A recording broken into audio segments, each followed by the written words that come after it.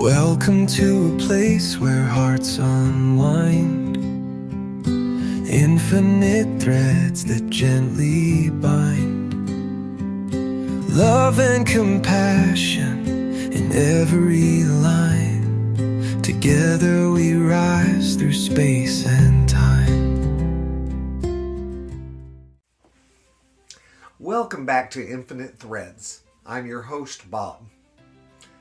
There's a moment on this path, often sooner than we expect, when loving the world more deeply begins to change things inside us that we never meant to change. Not because we forced anything and not because we tried to be better, but because love itself starts loosening knots that we didn't realize we had tied. And it's gentle. It's quiet. It's like waking up one morning and realizing the storm inside you isn't as loud as it used to be.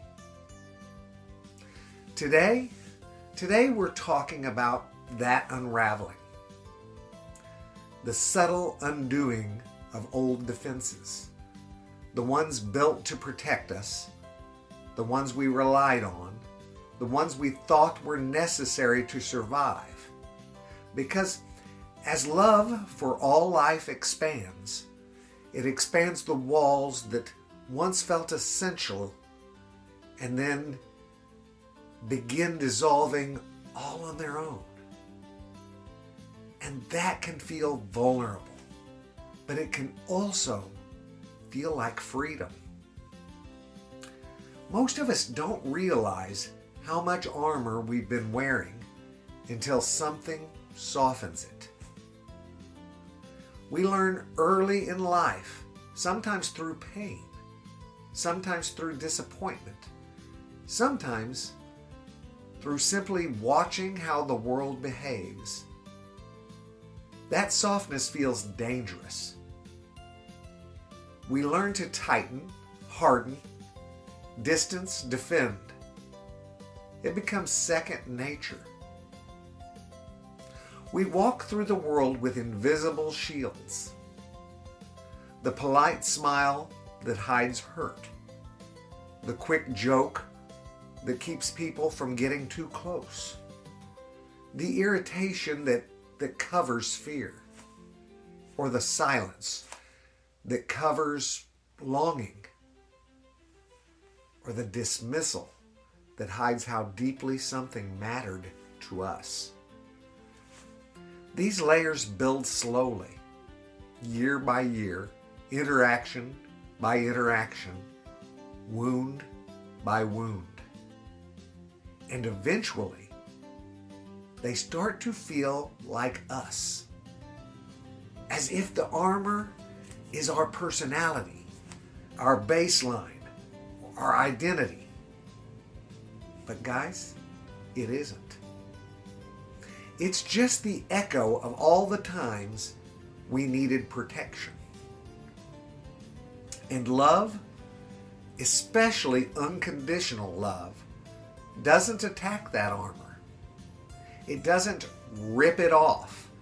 It simply creates a warmth inside you that makes the metal less necessary. And slowly, quietly, it begins to melt. It often starts small. You find yourself giving someone the benefit of the doubt where you wouldn't have before.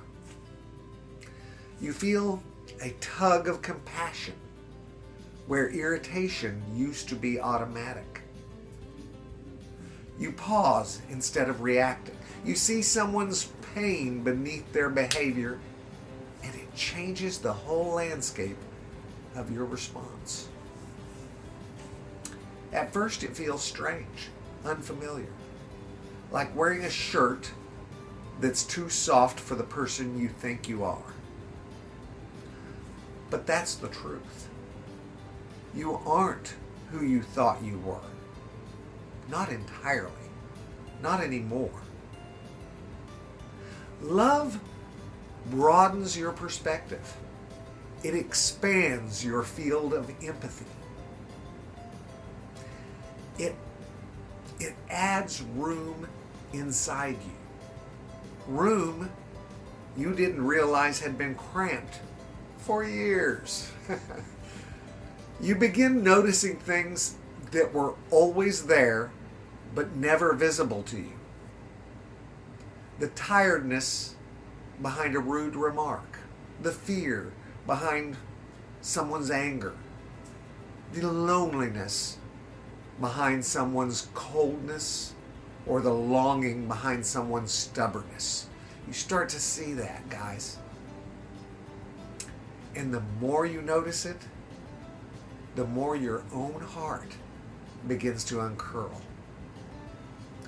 Because when you see others differently, you see yourself differently too. Softening isn't comfortable. It's beautifully uncomfortable. Because the moment our walls come down, even in small places, we feel exposed. Not in a dramatic way, in a human way. We suddenly feel more compassion, more sadness, more tenderness, more longing, more grief, more connection. And sometimes that is just overwhelming. For years, we protected ourselves from feeling everything. The armor kept us numb in its own way. And when that numbness lifts, the rawness arrives. But here's the miracle, guys. Here's the miracle. The vulnerability doesn't destroy us. It deepens us. It makes us capable of a kind of love, insight, and clarity that the armored version of us could never access. Vulnerability isn't weakness. It's the birthplace of every form of courage that's worth having. When your defenses unravel, you don't become less safe. You become more real. And that reality is where healing finally begins. And here's the compassionate part. We must never skip this part. Our defenses weren't mistakes. They protected us when nothing else did. They carried us through times we didn't have the tools for. They kept us functioning, surviving, and enduring. Your walls were built by a version of you who didn't have the luxury of softness. There is no shame in that. Only gratitude. But guess what? You are not that person anymore. Not entirely, anyway. You are growing. Your heart is widening. Your awareness is expanding. And the world inside you is no longer the battlefield it once was. So the armor, the reflexive tension, the suspicion, the quick defenses, they begin to feel heavier than they used to. Not because they are wrong, but because you have outgrown them. It's really as simple as that. You're evolving into someone who no longer needs them in the same way. And that evolution That is love. No other force does that. None. One of the great illusions of this culture is that hardness equals strength. We admire the stoic. We applaud the unbothered. We praise the emotionally distant. But hardness is often just fear in a steel disguise. Softness, genuine, intentional softness, requires more courage than any armor ever did. Think on that. Softness says, I am awake to the world. I am open to connection. I am willing to feel. I am willing to see you as human, even when it's hard. I am willing to let love be the thing that leads. Softness creates bridges. Softness heals wounds. Softness becomes truth. And softness transforms rooms simply by entering them. And the more you love all life around you, animals, strangers, friends, difficult people, the whole chaotic swirl of humanity, the more this softness becomes your natural state. It's not a performance. It's not a technique. It is who you are becoming. You're shedding what never belonged to you in the first place. At some point in this unraveling, you realize something profound. You are lighter. You are lighter. You worry less about being misunderstood. You don't react as sharply. Your patience is longer. Your compassion grows automatically. Your capacity for love increases naturally. You no longer need to win every argument. You no longer need to defend every opinion, and you no longer need to prove yourself.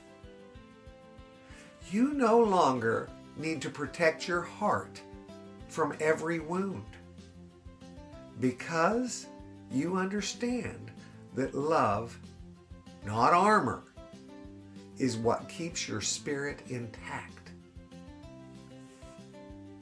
And knowing that's the quiet freedom no one warns you about. You start caring deeper, but stressing less.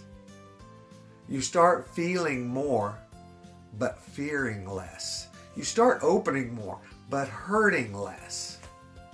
This is the paradox of love. The softer you become, the stronger you are. And that's logical, guys. Just think about it. As your defenses unravel, your entire perception shifts. You start seeing life not as a series of threats to endure, but as a continuous invitation to connect, to understand, to heal, to uplift, to care, to witness, and to belong. You become a quieter presence, but a deeper one. You become less reactive, but more responsive. You become less guarded, but more grounded. And the world, this loud, divided, frightened world, starts feeling a little less overwhelming and a little more like home. Not because it changed, but because you did. Love is shaping you. It's shaping you into someone capable of holding more light. And that light touches everything in your path. Those ripples, they're amazing, aren't they? The unraveling of defenses isn't the loss of who you were. It's the revealing of who you've always been underneath the fear. It is. A gentler you, a braver you, a clearer you, a softer, stronger, more compassionate you. The kind of you who walks through the world seeing every living being, human or not, as a fellow traveler, a fellow soul, a fellow life form deserving of care. And once you begin to love that way, the unraveling never stops. Because every layer that falls away reveals more truth, and every truth reveals more love, waiting to lead you forward. You're not breaking down. You're breaking open. And the world needs who you are becoming. Guys, I love you very, very, very much. And you know what I need you to do. Go out there and pass that on. Later, Gators. Bye.